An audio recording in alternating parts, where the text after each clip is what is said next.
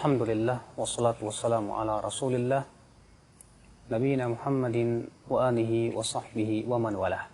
Asyhadu an la ilaha illallah wahdahu la syarikalah, wa asyhadu anna Muhammadan abduhu wa rasuluhu, amma ba'd. Ayyuhal ikhwah, azani Allah wa iyyakum.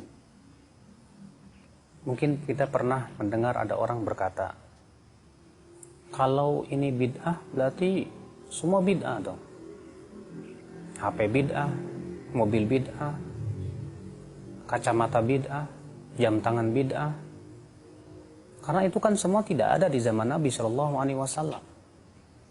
Bagaimana akan dikatakan ini bid'ah?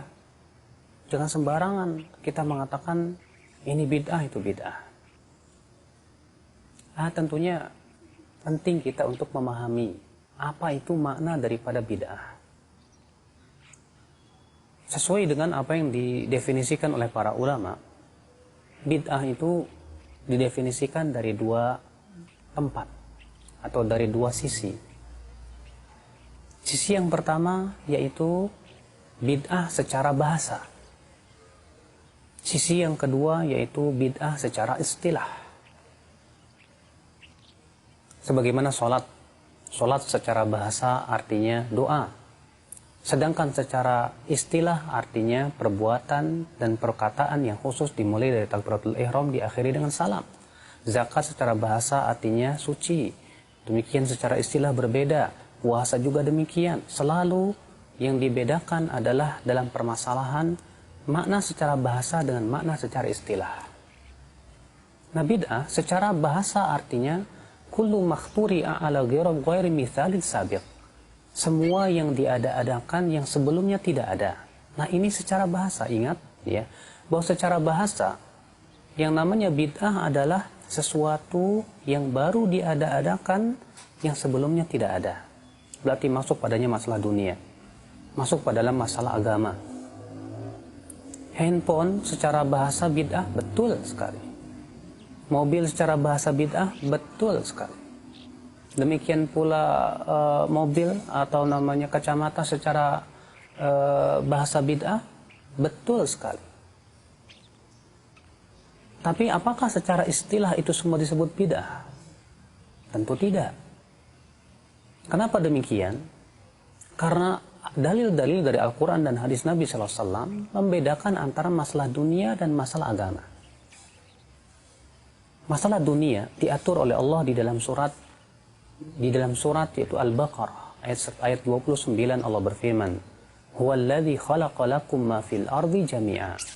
Dialah Allah yang telah menciptakan untukmu semua yang ada di muka bumi ini semuanya. Para ulama ahli usul fikih menyebutkan bahwa ayat ini menunjukkan sebuah kaidah bahwa yang berhubungan dengan masalah dunia, pada asalnya halal. Tidak boleh dikatakan haram kecuali apabila ada dalil. Kenapa? Karena ayat ini tegas mengatakan dialah Allah yang telah menciptakan untukmu. Dan ini merupakan sighatul imtinan. Dan sighatul imtinan artinya mengungkit kenikmatan. Dan tidak mungkin Allah mengungkit kenikmatan dengan sesuatu yang sifatnya haram. Dan Allah mengatakan lakum. Allah telah menciptakan dunia itu untuk kalian semua. Ini menunjukkan bahwa masalah dunia pada asalnya halal. Masalah dunia, seseorang boleh untuk membuat apa saja selama itu manfaat, silahkan. Tapi masalah akhirat, Rasulullah SAW bersabda, masalah agama, Rasulullah SAW bersabda, man amila amalan laysa alaihi amruna fahuwa raddun. Barang siapa yang mengamalkan suatu amal yang tidak ada di atasnya perintah kami, maka itu tertolak, kata Rasulullah SAW. Kenapa demikian? Karena pertama, bukankah agama ini milik Allah? Allah berfirman, ala lillahi dinul khalis. Ketahuilah milik Allah lah agama yang murni. Karena agama ini milik Allah, berarti semua peraturan masalah agama dikembalikan pemilik kepada pemiliknya. Siapa dia? Allah Subhanahu wa ta'ala. Maka semua peraturan yang bersifat agama, semua yang bersifat ibadah kepada Allah, kewajiban kita adalah mengikuti empuknya syariat Yang mempunyai syariat itu Allah Subhanahu wa taala. Ya akhi, Anda beribadah dan ibadah itu hak siapa? Apakah ibadah itu hak kita manusia ataukah ibadah itu adalah hak Allah? Tentu jawabannya ibadah itu hak Allah Subhanahu wa taala. Apabila ibadah itu hak Allah, berarti ibadah itu Allah ingin diibadahi dengan sesuai apa yang Allah cintai dan ridhai, bukan sesuai dengan selera manusia. Sebab kalaulah agama ini dikembalikan kepada selera manusia, hancur. Allah berfirman, walau ittaba'al haqqu ahwa'ahum. Kalaulah kebenaran itu mengikuti hawa nafsu mereka, la fasadatis samawati wal ardh, maka akan rusaklah yang ada di langit dan di bumi ini. Maka dari itu ya akhal Islam azani Allah, karena ibadah itu hak Allah, berarti harus dikembalikan sesuai dengan apa yang Allah ridhai dan cintai, bukan sesuai dengan selera manusia. Apa yang kita pandang baik belum tentu baik di sisi Allah. Ayat yang tegas yang menunjukkan kepada hal itu, di mana Allah Ta'ala berfirman dalam surat Al-Baqarah, ya tentang ayat jihad sebetulnya, akan tetapi yang dianggap adalah keumuman lafadznya, bukan kekhususan sebabnya, kata para ulama. Allah berfirman, wa asa an takrahu syai'an wa huwa khairul lakum wa asa an tuhibbu syai'an wa huwa syarrul lakum wallahu ya'lam wa antum la ta'lamun. Boleh jadi kamu tidak menyukai sesuatu, ternyata itu baik buat kamu, dan boleh jadi kamu menyukai sesuatu, ternyata itu tidak baik buat kamu. Allah yang tahu, kamu tidak tahu. Berarti serahkan semuanya kepada Allah, karena kita tidak tahu tentang kebaikan yang Allah inginkan kepada kita. Maka dari itu ya akhal Islam, Rasulullah SAW tegas mengatakan, setiap amalan yang tidak ada di atasnya perintah kami, yaitu perintah Rasulullah SAW, maka ia tertolak. Ini menunjukkan, akhi, dalam masalah agama, kewajiban kita adalah mengikuti pengikut syariat, pembuat syariat, yaitu Allah Subhanahu wa ta'ala. Dan ternyata Allah Subhanahu wa ta'ala telah memberikan kepada kita kaidah bahwa masalah dunia pada asalnya halal. Maka tidak berlaku perkataan bid'ah pada masalah dunia secara istilah. Kenapa? Karena pada asalnya halal. Kecuali kalau masalah dunia itu, kata para ulama, dijadikan sebagai sebuah ibadah yang berdiri sendiri, bukan sebagai wasilah. Ingat, bedakan antara wasilah tentunya dengan ibadah secara zat itu. Kalau ada orang misalnya mau beribadah kepada Allah dengan memakan tempe, dia menganggap bahwa makan tempe itu ibadah yang paling utama. Maka kita katakan ini perkara yang dia ada-adakan. Kenapa? Karena Allah dan Rasulnya tidak pernah menurunkan ilmunya tentang masalah itu. Ikhwatal Islam azani Allah wa iyyakum. Maka dari itu ya akhi, masalah agama, masalah ibadah, kembalikan kepada pemilik syariat. Apabila ada dalilnya, kita lakukan. Apabila tidak ada dalilnya dalam masalah ibadah ini, jangan sekali-kali kita lakukan.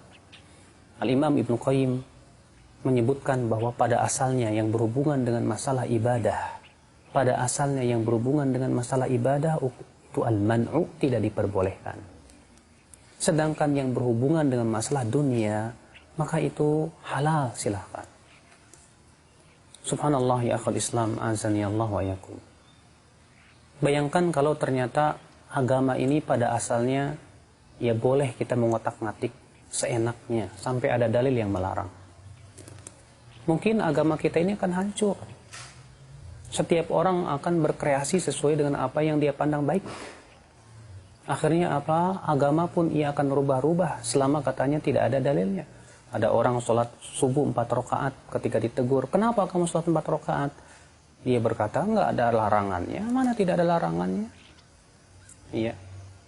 Atau ada lagi orang, ya dia berwudu dari kaki kemudian mundur. Ketika ditanya, loh kenapa kok kamu wudunya mundur? Dia katakan enggak ada larangannya. Subhanallah, kalau begitu hancur syariat kita ini ya akal Islam. Maka dari itu ya akhi, masalah agama karena itu adalah milik Allah Subhanahu wa ta'ala. Dan ingat ya, agama ini milik Allah, bukan milik kiai, bukan milik ulama, bukan milik siapapun. Seseorang boleh berucap hanya dengan dalil dari Al-Quran dan hadis Nabi Sallallahu Alaihi Wasallam. Ikhwata Islam azanillah wa iyyakum. Maka dari sini kita bisa memahami bahwa perkataan orang berkata, kalau ini bid'ah berarti handphone pun bid'ah dong. Kita katakan betul bid'ah secara bahasa, tapi tidak bid'ah secara istilah. Dan masalah handphone ini masalah dunia. Pada asalnya halal, silahkan selama digunakan untuk sesuatu yang bermanfaat. Ya diridhoi oleh Allah Subhanahu wa Ta'ala. Sedangkan masalah ibadah kita tidak diperkenankan ya akhwat Islam azanillah wa iyyakum untuk membuat-buatnya. Kenapa? Karena ibadah itu hak Allah. Kewajiban kita adalah beribadah dengan apa yang Allah cintai dan ridhai, bukan menurut selera kita.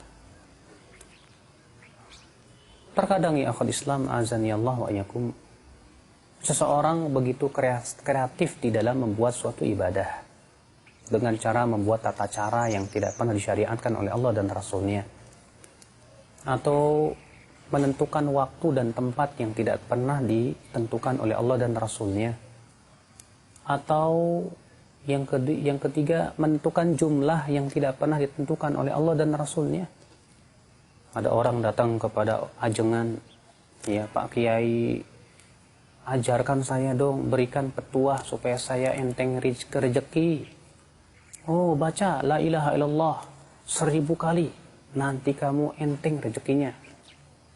Kita katakan subhanallah, dari mana dalilnya ya bahwa membaca la ilaha illallah 1000 kali itu nanti bakalan enteng rezeki? Pembatasan ini dari mana? Seakan-akan dia pemilik syariat, padahal yang membuat syariat hanyalah Allah. Kita tidak diperkenankan untuk mengatakan, ya bacaan ini sekian-sekian akan menimbulkan begini dan begitu, kecuali dengan dalil dari Allah Subhanahu wa Ta'ala langsung yang Allah sampaikan melalui lisan Rasulnya salawatullahi alaihi wasallam, tentunya dengan sanad-sanad yang sahih. Maka dari itu ya akhi, pahamilah ini, bedakan masalah ibadah dengan masalah dunia. Masalah dunia pada asalnya halal, masalah agama serahkan kepada pemilik agama, itu Allah. Jangan kita memandang baik kecuali dengan sesuai dengan syariat Allah. Ingat Imam Syafi'i berkata, man istahsana syai'an faqad syara'a. Siapa yang menganggap baik suatu permasalahan atau sesuatu, berarti dia telah membuat syariat. Ingat, yang membuat syariat hanyalah hak Allah Subhanahu wa Ta'ala, tidak siapa-siapa. Oleh karena itu Allah mengecam orang-orang musyrikin Quraisy yang mereka itu membuat syariat-syariat dan merubah-rubah syariat Nabi Ibrahim. Allah berfirman, am lahum syuraka'u syara'u lahum minad dini ma lam ya'dzam bihillah. Apakah mereka mempunyai sekutu-sekutu yang membuat syariat untuk mereka dari agama ini, sesuatu yang tidak diizinkan oleh Allah? Naam ya akhal Islam. Maka bukankah lebih mudah kita untuk mencukupkan diri dengan apa yang dituntunkan oleh Rasulullah? Abdullah bin Mas'ud berkata, ittabi'u wa la tabtadi'u faqad kufitum. Ikuti saja, jangan membuat-buat yang baru, karena kalian sudah dicukupi. Ikuti saja, bukan membuat-buat yang baru ya akhal Islam. Semoga kita termasuk orang-orang yang senantiasa ittiba kepada sunnah Rasulullah SAW. Semoga kita termasuk orang-orang yang senantiasa mengikuti apa yang dititahkan oleh Rasulullah dan Allah dan Rasulnya dalam masalah perkara ibadah. Demikian pula berusaha untuk mengikuti rambu-rambu agama dalam masalah dunia, sehingga kita tidak menjadi orang-orang yang merubah-rubah syariat. Tidak pula kita menjadi orang-orang yang mudah untuk menghalalkan segala sesuatu, kecuali segalanya tentunya dengan dalil dari Al-Quran dan hadis Nabi Sallallahu Alaihi Wasallam. Subhanakallah bihamdik, asyhadu an la ilaha illa ant, astaghfiruka wa atubu ilaik. Wassalamualaikum warahmatullahi wabarakatuh.